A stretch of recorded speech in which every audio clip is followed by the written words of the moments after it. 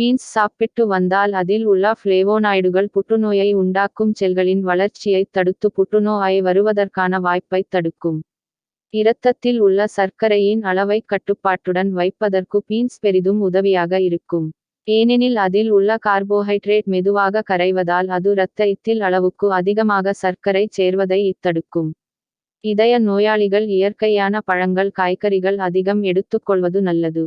Beans காய்கறியும் இதயத்திற்கு செல்லும் நரம்புகளை வலுப்படுத்தி இரத்தம் சீராக செல்வதற்கு வழிவகுக்கிறது.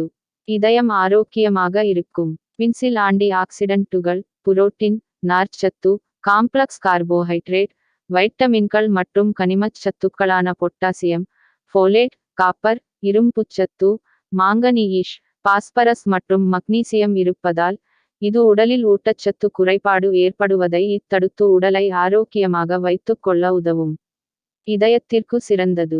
பீன்ஸில் உள்ள சிலிகான் என்னும் கனிமச்சத்து எலும்புகளை வலுவாகவும் ஆரோக்கியமாகவும் வைத்துக் கொள்ள உதவும்.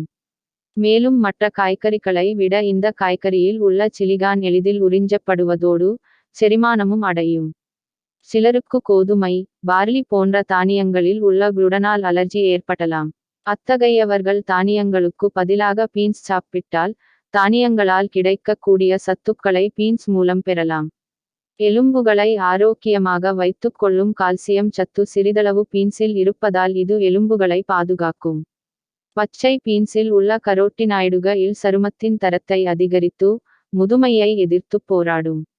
இந்த வீடியோ உங்களுக்கு பிடித்திருந்தால் லைக் பண்ணுங்க, ஷேர் பண்ணுங்க, கமெண்ட் பண்ணுங்க. நீங்க இன்னும் நம்முடைய சேனலை சப்ஸ்கிரைப் பண்ணாம இருந்தா சப்ஸ்கிரைப் பண்ணிக்குங்க. அப்படியே பக்கத்துல ஒரு பெல் ஐக்கான் இருக்கும், அதையும் பிரஸ் பண்ணுங்க. அப்பத்தான் நாங்க போற ஒரு வீடியோவும் உங்களுக்கு நோட்டிபிகேஷனா வரும். இந்த வீடியோ பார்த்ததற்கு நன்றி.